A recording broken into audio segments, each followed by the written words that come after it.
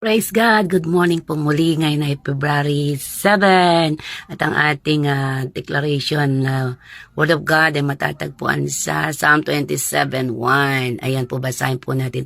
The Lord is my light and my salvation. Whom shall I fear? The Lord is the stronghold of my life. Of whom shall I be afraid? Napakaganda. The more na idideklara natin ito sa ating puso, sa espiritu natin, ito po ay magiging buhay sa ating mga buhay.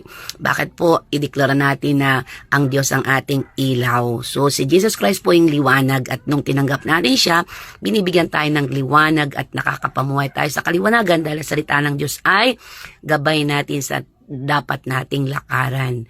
Ganun po kapangyarihan na salita ng Diyos, kaya niya po tayong iayos at ituwid ang pamumuhay. So, kaya po, siya yung ating kaligtasan. So, ang kaligtasan ay matatagpuan kay Jesus Christ. Ano po, wala na pong iba pangalan sa ilang ng lupa. Only in the name of Jesus Christ ay matanggap natin ang buhay na walang hanggan. At sabi doon, kanino nga ba tayo matatakot? Kapag kilala mo kung sino ang Diyos na sinasamba mo, bakit ka matatakot? Eh sabi doon, do not be afraid for I am with you. Ang Espiritu ng Diyos ay nasa iyo at nasa akin na siya maghahari at gagabay sa atin. Eh bakit nga ba tayo matatakot? So, walk by faith, not by sight. So, mabuhay sa pananampalataya kay Kristo.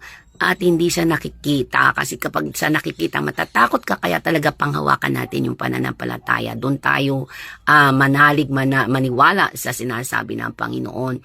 So ang Diyos ang strong tower natin. Siya yung may hawak ng buhay, alam niya yung mangyayari sa panahong ito hanggang sa katapusan. Kaya po ipagkatiwala lang po natin sa Kanya ang ating buhay, buong buhay, at alam natin na hindi tayo pababayaan ng Diyos na to. Amen. Manalangin po tayo. Ama, sa pangalan ni Jesus, salamat po sa iyong mga salita na hindi mo pababayaan ang iyong mga anak. Ikaw yung ilaw, ikaw yung gabay sa daraanan namin. At salamat po sa kaligtasan na natanggap namin. Pagpalaan po ang bawat tao. Magulong-magulo na po ang mundo, wicked generation. Pero gamitin pa po kami para maging ilaw at asin sa paligid namin at makapagbahagi pa ng gospel para mayroon pang maligtas sa panahong ito, sa huling panahon. Pagpalain mo at ingatan ng iyong mga anak everywhere, Lord, family, every nation, magsisi, mga pamunuan, magsisi na habang mayroon pang panahon dahil ang mundong ito ay nasa kasamaan na. Pagpalain po at ingatan ang mga tao nangangailangan sa araw-araw na ito, mga sakit at karamdaman.